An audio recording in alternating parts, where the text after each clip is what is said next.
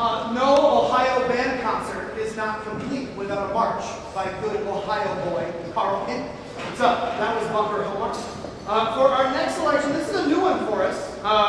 We've never worked on this piece before. This is brand new. And it's entitled Voyage of the Northern Lights. It's by a new composer. Her name is Isabella Morrill.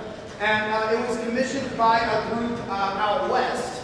And there's not really a lot that's kind of written about it. So I think that you should just sort of imagine maybe some nice Arctic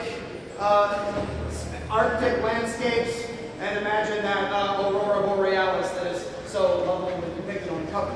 So please enjoy Isabella Morrill's Voyage of the Northern Lights.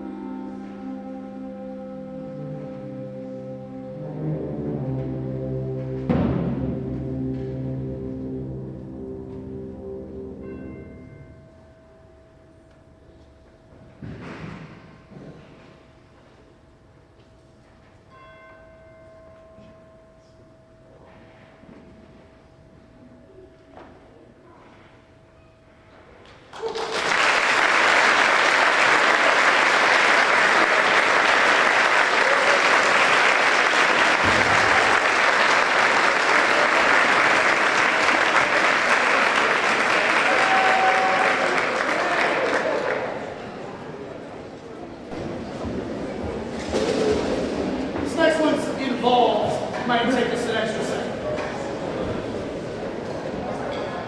Okay. Our next piece is entitled Foundry by a composer who is probably one of the most popular composers in all of bandom today. He writes whole giant symphonies that professional groups play. He writes groups for high school. He's written groups for advanced middle school or lower level high school groups. But his name is John Mackey. He's a bit of a rock star in the band world. And we have to do a little explaining on this one. Like I said, it's called Foundry, so you can kind of think sort of very factory, very mechanical sounds. But we have some special objects. I don't know that we would call them instruments. Back in the percussion section. So we would like to introduce a few of those to you. So please listen to just a quick 4-note demo of our metal piles. Please enjoy clang. Please enjoy our wooden bowls. And please enjoy our metal bowls, aka pots and pans. Now it uses a bunch of other, regular percussion instruments as well, but I have a really large group that I've had all year, and some of the pieces that I might have chosen earlier didn't have, maybe say, as much percussion as they wanted. So I was just like, okay, are you sure you know what you're asking for? So this is John Mackey's Foundry, and I think short of, pardon the pun, but short of Metallica or Pantera, this is probably the most heavy metal thing you'll ever hear from me.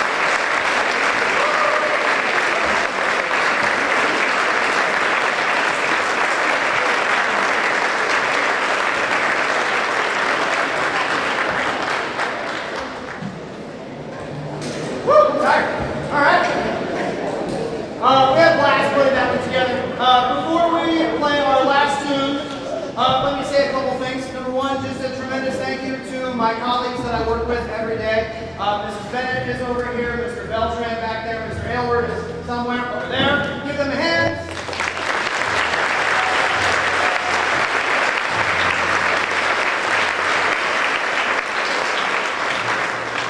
And also let me tell you just what an absolute delight these kids are.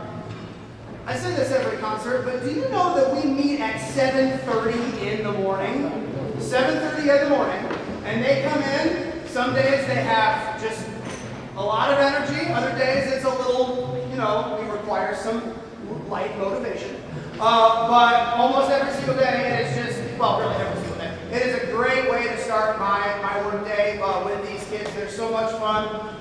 They really enjoy playing musically and really trying to get a lot out of the music that we play. So, our last piece that we're going to play for you is, again, by a wonderful Ohio composer that if you've ever been around the band world the last 30 years, you know his name. His name is James Swearingen. And the last piece is called The Light Eternal. This is based on an old legend from World War II, where when there was a U.S. boat that had been sank by German U-boats, there were 4 chaplains of different faiths that made sure to ferry everyone else to the lifeboats. And the story goes that as they're looking, they can see the 4 chaplains. That's the last thing they saw before the waves overtook the boat. You'll hear the actual Navy hymn in here, quoted a couple times, and it's just a lot of fun. So please enjoy James Swearingen's The Light Eternal.